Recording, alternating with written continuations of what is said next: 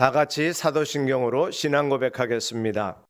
전능하사 천지를 만드신 하나님 아버지를 내가 믿사오며 그 외아들 우리 주 예수 그리스도를 믿사오니 이는 성령으로 잉태하사 동정녀 마리아에게 나시고 본디오 빌라도에게 고난을 받으사 십자가에 못 박혀 죽으시고 장사한 지 사흘 만에 죽은 자 가운데서 다시 살아나시며 하늘에 오르사 전능하신 하나님 우편에 앉아 계시다가 저리로서 산자와 죽은 자를 심판하러 오시리라. 성령을 믿사오며 거룩한 공회와 성도가 서로 교통하는 것과 죄를 사하여 주시는 것과 몸이 다시 사는 것과 영원히 사는 것을 믿사옵나이다. 아멘.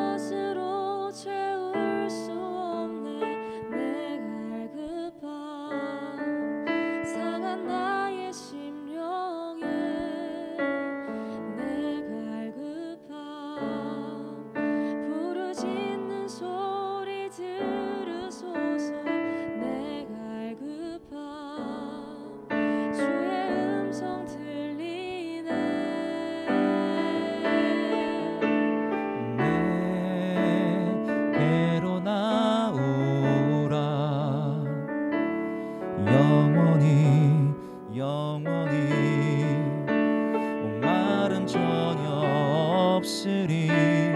내게로 나오라. 가까이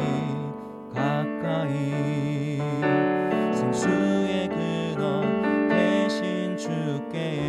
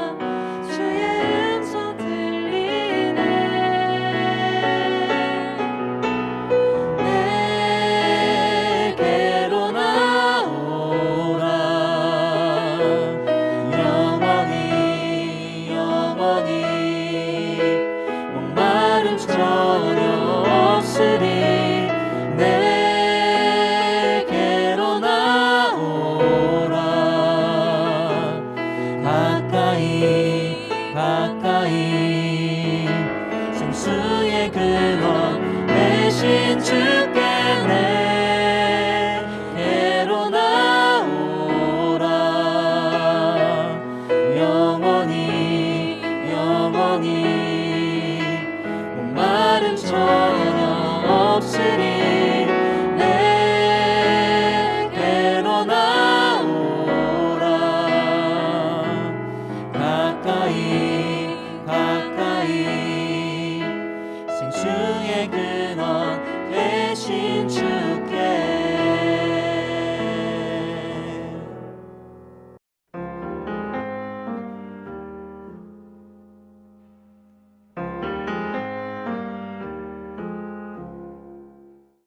주 여호와의 영이 내게 내리셨으니 이는 여호와께서 내게 기름을 부으사 가난한 자에게 아름다운 소식을 전하게 하려 하심이라. 나를 보내사 마음이 상한 자를 고치며 포로된 자에게 자유를, 갇힌 자에게 노임을 선포하며 여호와의 은혜의 해와 우리 하나님의 보복의 날을 선포하여 모든 슬픈 자를 위로하되 무릇 시온에서 슬퍼하는 자에게 화관을 주어 그 죄를 대신하며 기쁨의 기름으로 그 슬픔을 대신하며 찬송의 옷으로 그 근심을 대신하시고 그들이 의의 나무 곧 여호와께서 심으신 그 영광을 나타낼 자라. 일컬음을 받게 하려 하심이라. 어제의 말씀과 계속 연결되어 이사야서를 통해서 이스라엘 백성들 회복되고 하나님의 통치 다스림 속에서 영광스러운 삶이 어떠한 것인가를 은혜로운 삶, 풍성한 하나님의 도우심과 은혜 속에서 사는 것이 무엇인지를 보여주고 있습니다. 딱딱한 예언서, 이해할 수 없는 표현으로 보지 말고 그냥 예수 그리스도 복음 안에서 성취된 그리스도 안에서 우리가 누리고 있는 삶을 연결해서 보면 이사야 선지서가 그렇게 어렵지 않습니다. 오늘도 비교해 볼 때 이사야 선지자를 통해서 이스라엘 백성들에게 주신 말씀을 뛰어넘어 항상 이사야를 볼 때마다 예수 그리스도를 통해서 본다는 원칙하에서 본다면 또 실제로 이 오늘 말씀은 예수 그리스도를 통한 구원의 은총을 예언적으로 표현한 것입니다. 또 실제로 이루어졌습니다.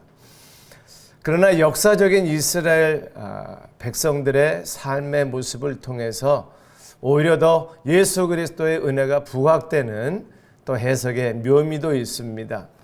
오늘 3절 말씀을 먼저 본다면 무릇 시온에서 슬퍼하는 자에게 화관을 주어 그 죄를 대신하며 기쁨의 기름으로 그 슬픔을 대신하며 찬송의 옷으로 그 근심을 대신하시고 그들이 의의 나무 곧 여호와께서 심으신 그 영광을 나타낼 자라 일컬음을 받게 하려 하심이라. 아멘. 우리 많이 부른 찬양의 가사가 이 구절을 가지고 직접 작사된 것입니다. 죄 대신 화관을 내게 슬픔 대신 희락을 근심 대신 찬송의 옷을 입히사. 이런 우리가 많이 불렀던 찬양의 가사가 있습니다. 말 그대로 죄 슬픔이죠. 화관 기쁨이죠. 희락이죠. 그래서 근심 대신 찬송을 터져나오게 한다는 이 약속의 말씀이 예수 그리스도를 통해서 성취된 것을 또 우리의 삶에 경험된 것을 어제 말씀과 연결시켜서도 우리는 알 수 있는 것입니다. 실제로 이스라엘 백성들이 포로에서 돌아와 또 어제 말씀과 연결해서 볼 때 그들이 완전한 회복이 되었을까? 그들이 하나님의 온전한 통치와 다스림 속에 있었을까? 예수님 당시의 모습을 보면 그렇지 않습니다. 이 약속의 말씀이 부분적으로는 성취되었을지라도 실제적으로는 예수 그리스도를 통해서 완전한 성취가 됐음을 우리는 복음서를 통해서 볼 수 있습니다. 예수님 당시의 이스라엘 백성들, 종교 지도자들이 있었고 율법이 있었고 제사가 있었지만 다 회칠한 무덤 같다고 예수님의 책망을 받았습니다.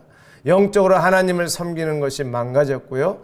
육신의 삶으로는 로마의 식민지하에서 신음하고 있었습니다. 영육이 어느 것 하나 하나님의 다스림이라고 말할 수 없는 그런 상황들, 그것이 오늘 1절 말씀에 그대로 연결이 됩니다. 주 여호와의 영이 내게 내리셨으니 이는 여호와께서 내게 기름을 부으사 가난한 자에게 아름다운 소식을 전하게 하려 하심이라.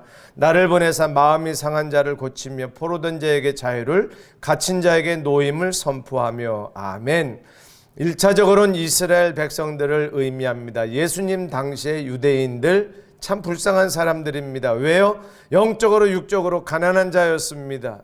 마음이 상했습니다. 포로되어 있습니다. 갇힌 자처럼 살고 있는 그들에게 예수 그리스도가 오셔서 새로운 생명을, 자유함을 주시고 영원한 생명의 비밀을 선포하셨고 그렇게 교회는 태동이 되었습니다.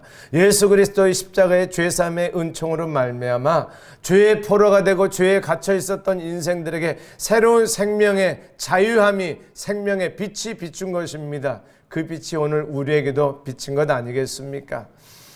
이사야서 이해는 너무 간단합니다. 예수 그리스도를 통해서 우리를 구원하시고 우리에게 생명을 주시고 지금도 다스리시는 하나님의 통치 아래 들어가는 이 약속의 말씀이 개인적으로, 공동체적으로, 국가적으로, 민족적으로 성취되어 감을 우리는 계속 보고 있을 것이요, 앞으로도 그것을 보게 될 것입니다.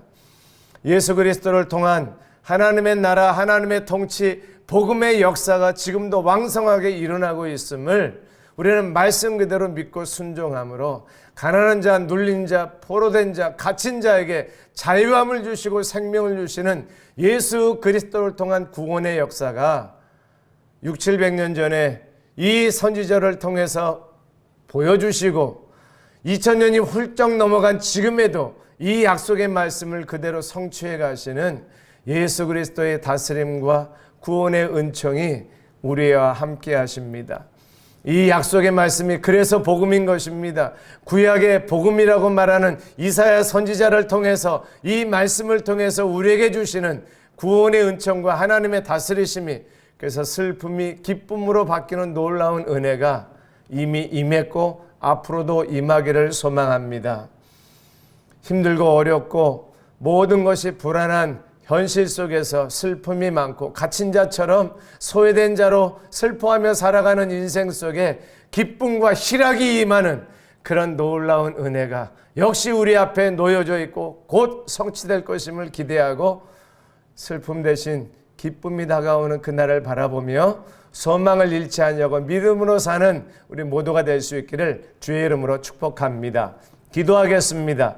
하나님, 갇힌 자, 눌린 자, 죄에 매여 있던 자를 자유케 하시고 주의 은혜 가운데 인도해 주심을 감사합니다.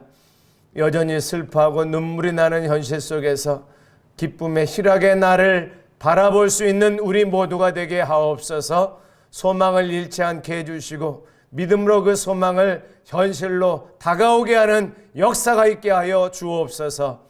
예수님의 이름으로 간절히 기도합니다. 아멘. 주기도만 하겠습니다. 하늘에 계신 우리 아버지여, 이름이 거룩히 여김을 받으시오며 나라 임하옵시며 뜻이 하늘에서 이룬 것 같이 땅에서도 이루어지이다. 오늘날 우리에게 일용할 양식을 주옵시고 우리가 우리에게 죄 지은 자를 사하여 준 것 같이 우리 죄를 사하여 주옵시고 우리를 시험에 들게 하지 마옵시고 다만 악에서 구하옵소서. 대개 나라와 권세와 영광이 아버지께 영원히 있사옵나이다. 아멘.